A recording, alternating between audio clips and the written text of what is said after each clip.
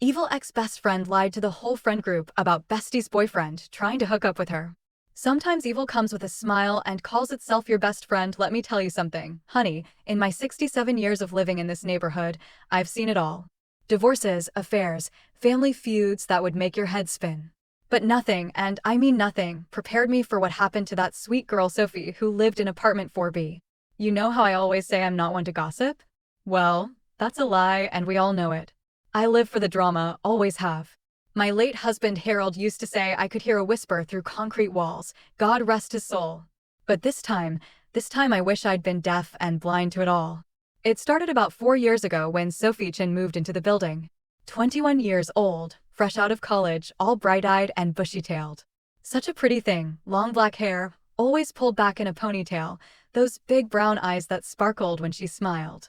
She was interning at some fancy tech company downtown, always rushing out in the morning with her coffee tumbler and those sensible flats clicking on the stairs. Now, I make it my business to know everyone who moves into this building. Call it being neighborly, call it being nosy. I prefer community-minded. So naturally, when Sophie moved in, I made sure to accidentally be watering my plants in the hallway when she was hauling boxes up the stairs. Need some help, dear? I'd asked, though Lord knows my back couldn't handle lifting anything heavier than my cat, Mr. Whiskers. She'd smiled at me, such a sweet smile, and said, "Oh no, Mrs. Mel, I've got it. But thank you so much." That's how she was, you see. Always polite, always cheerful. The kind of girl who'd help you with your groceries without being asked, who'd water your plants when you went to visit your sister in Tampa. Not like these other young people who can't be bothered to make eye contact in the elevator. About a month after she moved in, I noticed she'd made a friend. Another young woman, about the same age, who started showing up regularly. Her name was Brittany Morrison. Now, Brittany was different from Sophie. Where Sophie was all sunshine and sweetness, Brittany had this edge to her. Not mean, exactly, but calculating.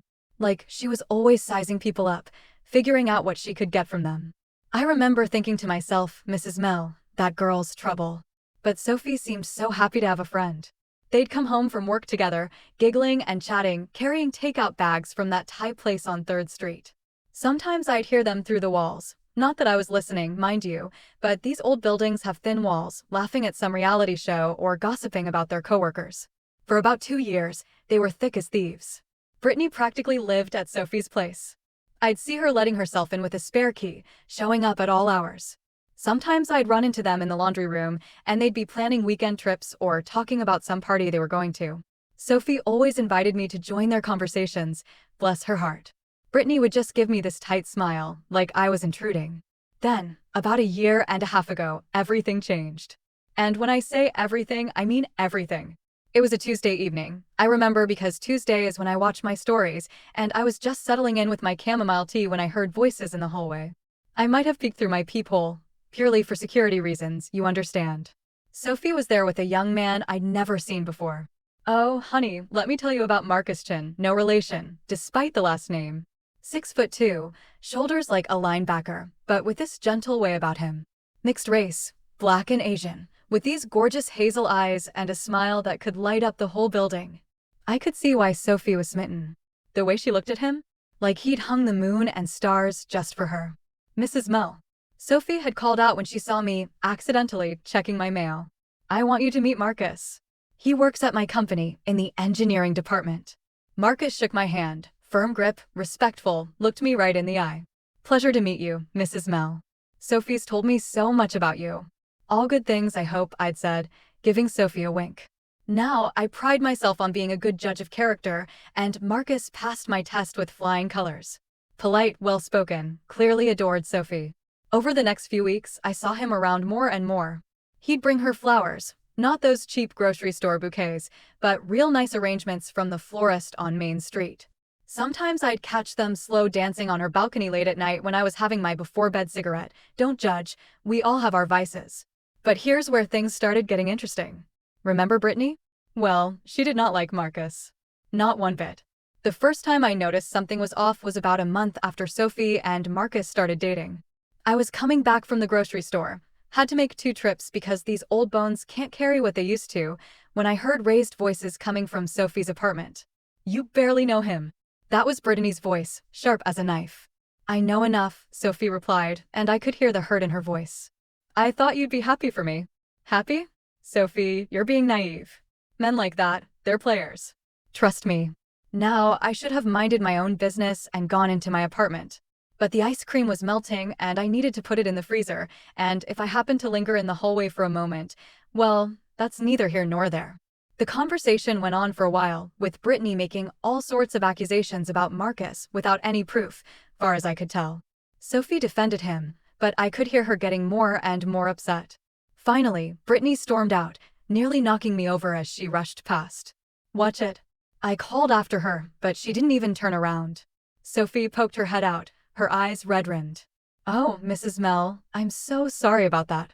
Nothing to apologize for, dear, I told her. Friends fight sometimes. It'll blow over. Lord, how wrong I was. The tension between Sophie and Brittany kept building over the next few months. I started noticing little things. Brittany showing up when she knew Marcus would be there, making snide comments in the hallway, giving him these looks that could curdle milk. Then came the incident with Marcus's illness. See, the poor boy had Crohn's disease, nasty business that. He'd mentioned it to me once when I asked why he was looking a bit peaked. Most of the time he managed it well, but sometimes he'd have flare-ups that would knock him flat. It was a Thursday evening, about 6 months after they'd started dating officially. I was just finishing up dinner when I heard a commotion in the hallway. Marcus was there, doubled over in pain, while Sophie frantically tried to get her door open. Let me help, I said, rushing over as fast as my arthritis would allow. Mrs. Mel, thank God, Sophie said, tears in her eyes. He's having a bad flare-up. I need to get him inside and figure out if we need to go to the hospital. We got him inside and onto her couch. Poor boy was white as a sheet, sweating bullets.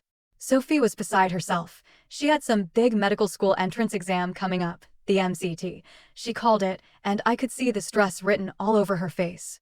Go get him some water, I told her, just to give her something to do. I'll sit with him. While she was in the kitchen, Marcus grabbed my hand. Mrs. Mel, he whispered, I don't want to stress her out. She needs to study. But I don't know what to do. You hush now, I told him. That girl loves you. Let her take care of you. But here's where it gets strange. Later that night, after they'd decided he didn't need the hospital and Sophie had gotten him settled, I overheard her on the phone. Thin walls, remember? Brittany, I really can't come out tonight. No, Marcus is sick. What do you mean I'm choosing him over you? That's not fair. Fine. Fine. If that's how you feel. The next day, Brittany showed up at my door. Now, this girl had never so much as said a pleasant word to me in 2 years, and suddenly she's standing there with a box of cookies from the bakery downstairs. Mrs. Mel, she said, all sugar sweet, I was wondering if we could talk about Sophie. I let her in, partly out of curiosity, partly because those cookies looked good and my blood sugar was running low. I'm worried about her, Brittany said, settling onto my couch like she belonged there. This Marcus guy, something's not right about him. Seems like a nice enough young man to me, I said, taking a cookie. That's just it, he seems too perfect. And last night? He calls me, asking if he should tell Sophie he's sick. Can you believe that? Trying to get me involved in their relationship drama. Now, that struck me as odd. Why would Marcus call Brittany? They clearly didn't like each other. But before I could ask more questions, Brittany was off on a tear about how Sophie was neglecting their friendship, how Marcus was controlling, how she'd seen him flirting with other women at work. I didn't buy a word of it, but I filed it away in my mental Rolodex. You never know when information might come in handy. Things got worse from there. Sophie started looking tired all the time, stressed. She was studying for that big exam while trying to balance work, Marcus, and dealing with Brittany's increasingly hostile behavior. I'd see her in the laundry room sometimes, and she'd just look defeated. How are things, dear? I'd ask. Oh, you know, Mrs. Mel. Just trying to keep all the balls in the air. And that friend of yours? Brittany. Sophie's face would cloud over. We're working through some things. But they weren't working through anything. If anything, it was getting worse. I started noticing Brittany showing up at odd hours, always when Marcus's car wasn't in the lot. She'd stay for a few minutes, then leave looking smug. Sophie, meanwhile, looked more and more miserable. The whole building was starting to notice. Mrs. Rodriguez from 3C mentioned to me that she'd heard shouting from Sophie's apartment. Mr. Kim from down the hall said he'd seen Brittany lurking in the parking garage, watching for Marcus's car. That girl's gotta screw loose, he'd said. Mark my words, she's trouble. Then came the party incident. Sophie had finished her MCT, did well, from what I gathered, and threw a little celebration at her apartment. She invited me, sweet thing, though I only stopped by for a few minutes to drop off a congratulations card and some of my famous brownies. The apartment was packed with young people from their company, music playing, everyone seeming to have a good time. Marcus was there, of course, playing the perfect boyfriend, refilling drinks, making sure Sophie was enjoying herself, chatting with her friends. But Brittany? Oh, Brittany was in rare form.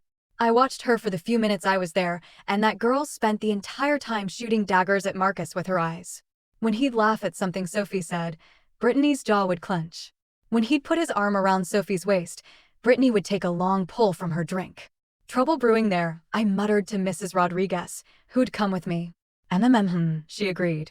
That girl's got it bad for somebody, and it ain't good. I left before things got too rowdy. These old bones need their beauty sleep, but I heard about what happened later from Sophie herself. Apparently, after most people had left, Brittany cornered Sophie in the kitchen.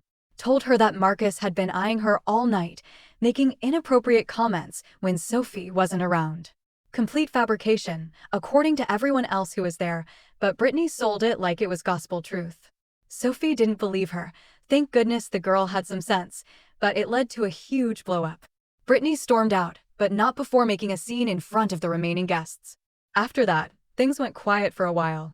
Too quiet, if you ask me. Brittany stopped coming around altogether. Sophie tried reaching out. I saw her leaving voice messages in the hallway sometimes, always sounding sad and frustrated. But Brittany had apparently decided to wage a cold war. At work, according to Sophie, it was even worse. They were on some big project together, and Brittany was making her life miserable. Missing emails, changed deadlines, important information mysteriously forgotten. Sophie would come home looking ready to cry some nights. Why don't you report her to HR? I asked her once when I ran into her getting her mail. It's complicated, Mrs. Mel, she said. We used to be best friends. I keep hoping we can work it out. Honey, some people ain't worth working it out with, I told her, but she just gave me a sad smile and went upstairs. Marcus, bless his heart, was trying to be supportive. I'd see him bringing her dinner when she'd had a rough day, flowers when she needed cheering up. But I could see the strain on him too. The boy started looking tired, stressed. His crones flared up more often. Now, here's where I need to tell you something that I didn't find out until much later. While all this was happening, the Cold War at work, the silent treatment, the passive-aggressive nonsense, Brittany was apparently spreading the most vicious lies about Marcus to anyone who would listen. She told their coworkers that Marcus was trying to cheat on Sophie. With her, no less. Said he was calling her late at night, sending inappropriate texts, making passes at her whenever Sophie wasn't around. Complete and utter fabrication, but you know how gossip works. People love a scandal. The really twisted part? She was backing up her lies with half-truths. That time Marcus called her about being sick? She turned it into him calling her for a late-night rendezvous. The party where she claimed he was eyeing her? She told people he'd cornered her in the bathroom and propositioned her. And the real kicker, she was telling people that Sophie's roommate, Emma, a lovely girl, pre-med student, barely home because she was always at the library, had confirmed that Sophie was neglecting all her friends for Marcus, that he was controlling and possessive, that Emma thought he was faking his illness for attention. All lies. Every word of it. But Brittany was smart. She mixed in just enough truth to make it believable. Yes, Sophie was busy with Marcus and studying. Yes, she had less time for friends. Yes, Marcus was sometimes sick.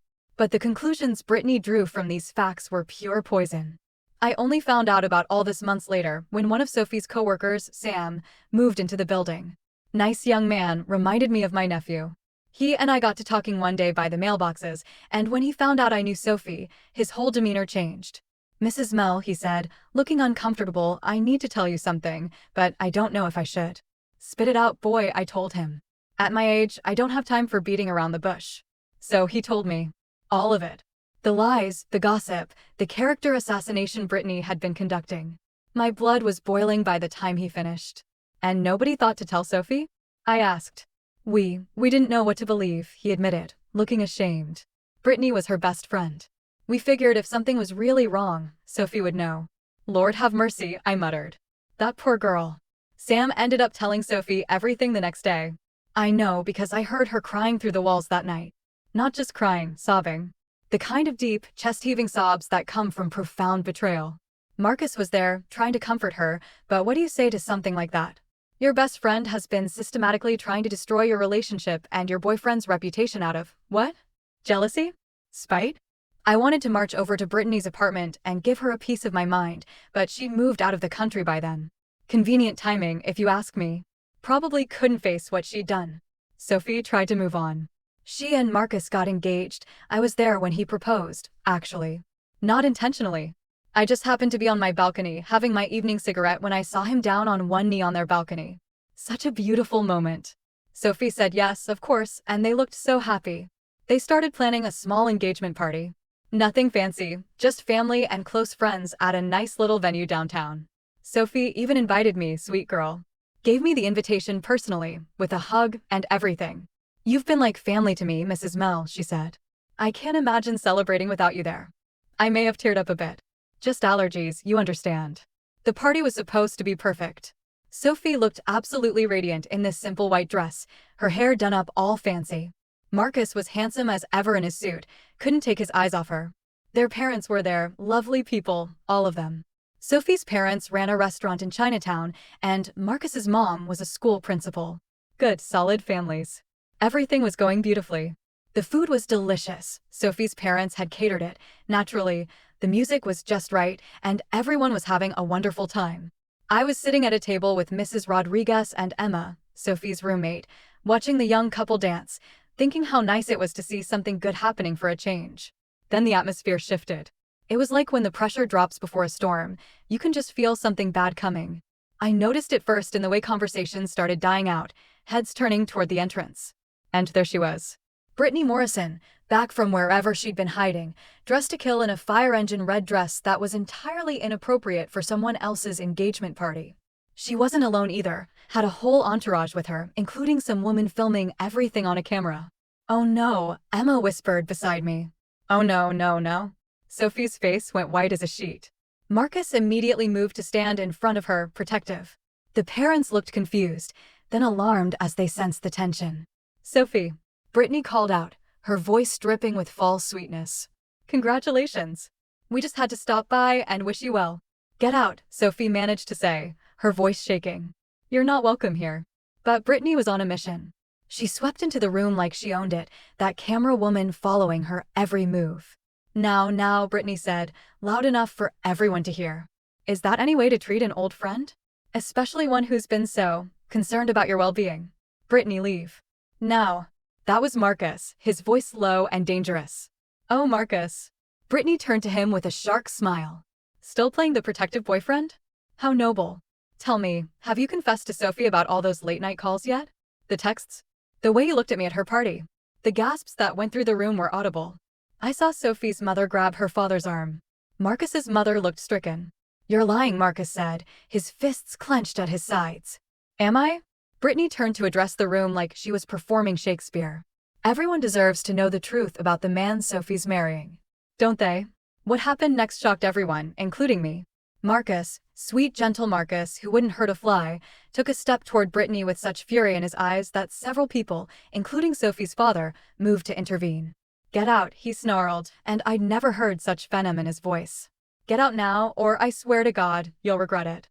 For just a moment, I saw fear flicker in Brittany's eyes. But then that smug smile was back. Threats, Marcus? In front of all these witnesses? How revealing. She turned to her camera woman. Did you get that? And with that, she swept out, leaving devastation in her wake. The party was ruined. People tried to rally, tried to pretend nothing had happened, but the damage was done. Parents were upset, friends were whispering, and poor Sophie looked like her world had ended. They left early, Sophie in tears, Marcus looking murderous. I went home with a heavy heart and an even heavier sense of foreboding. This wasn't over. Not by a long shot. The next few weeks were a nightmare. Brittany was back with a vengeance, and she wasn't being subtle about it anymore. She started showing up everywhere Sophie and Marcus went. The grocery store, the coffee shop, the park where they liked to jog. Always watching, always smirking, sometimes taking pictures. It's harassment, I told Sophie when I ran into her in the laundry room. You need to call the police.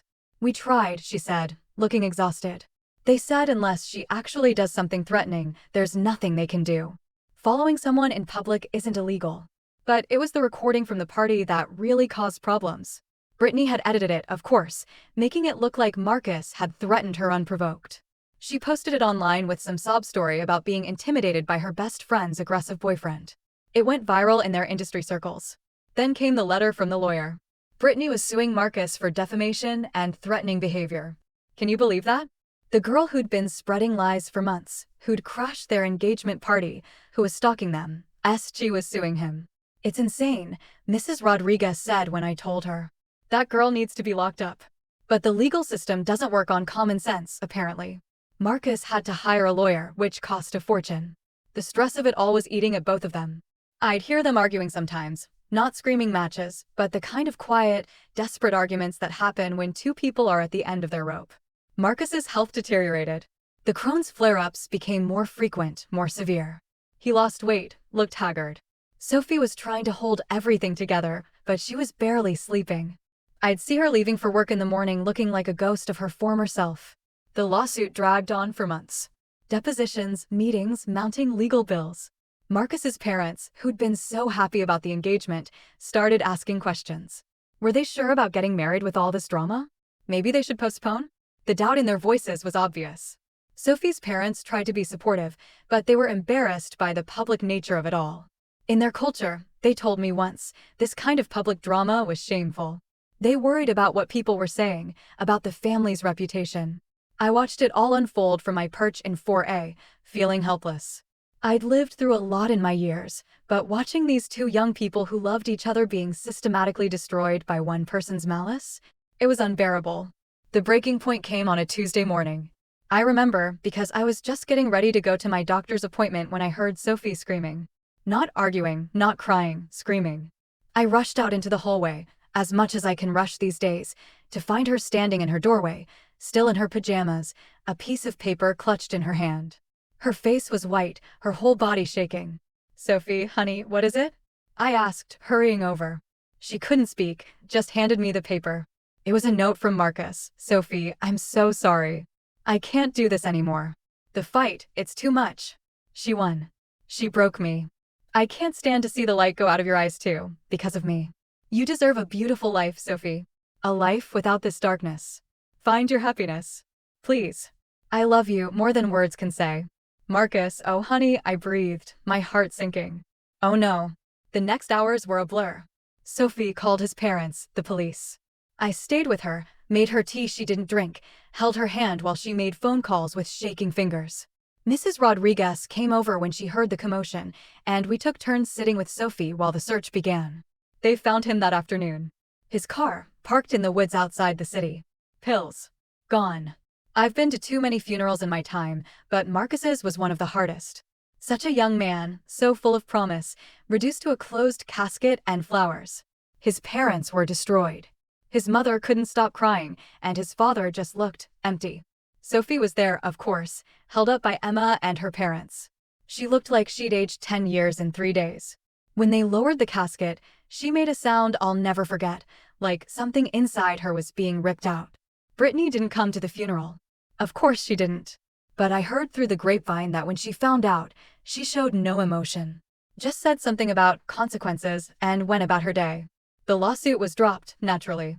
Can't sue a dead man. The aftermath was somehow worse than the event itself. Sophie couldn't stay in the apartment. Too many memories. She moved out within a month, just packed up and left. Didn't even say goodbye properly, just left me a note thanking me for everything and asking me to remember the good times. She didn't go to medical school. How could she? The dream she'd shared with Marcus felt like a mockery now.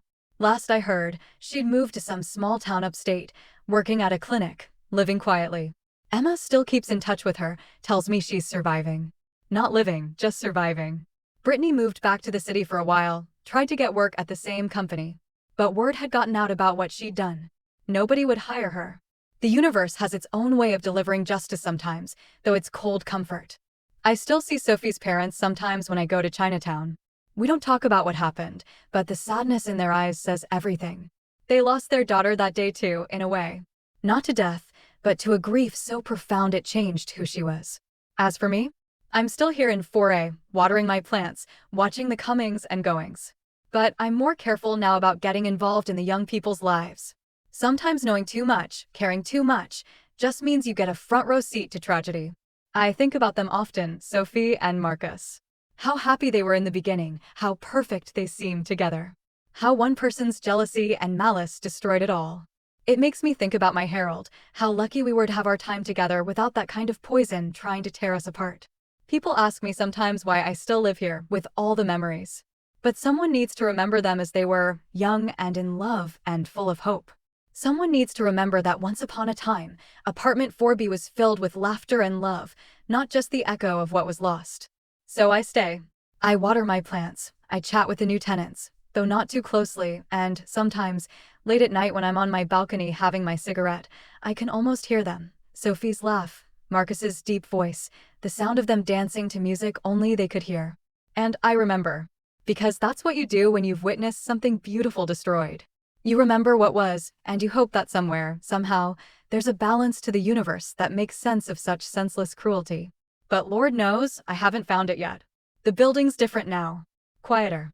The young couple in 4B are nice enough, but they don't have that spark Sophie and Marcus had. Sometimes I catch myself listening for Sophie's footsteps on the stairs, or expecting to see Marcus's car in the parking lot. Grief's funny that way. It plays tricks on you, makes you see ghosts in familiar places. Mrs. Rodriguez and I still talk about it sometimes, usually over tea in one of our apartments. Such a waste, she'll say, shaking her head.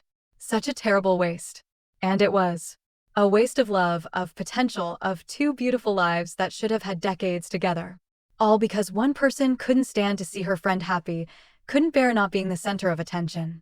I've learned a lot in my years, but this taught me something new. Sometimes evil doesn't come with horns and a pitchfork. Sometimes it comes with a smile and calls itself your best friend. Sometimes it destroys lives not with violence, but with whispers and lies and a relentless campaign of psychological torture. Sophie sent me a Christmas card last year. Just signed Sophie, with no return address. But the postmark was from some little town I had to look up on the map.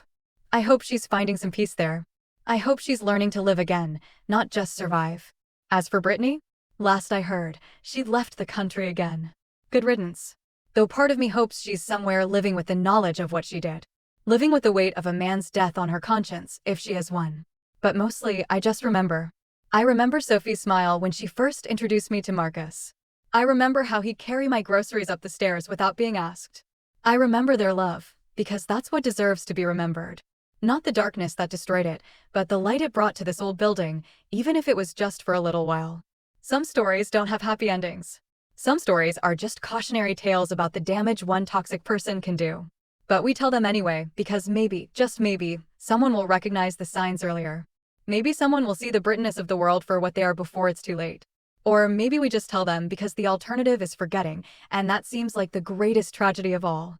So that's the story of apartment 4B.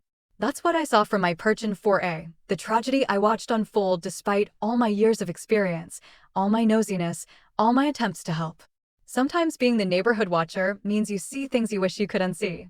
Sometimes it means carrying other people's tragedies in your heart forever. But I'll keep watching. It's what I do. And maybe, hopefully, next time I'll see the danger coming soon enough to actually do something about it. A foolish hope for a foolish old woman, perhaps. But it's all I've got. That and my memories of a young couple who deserved so much better than what they got.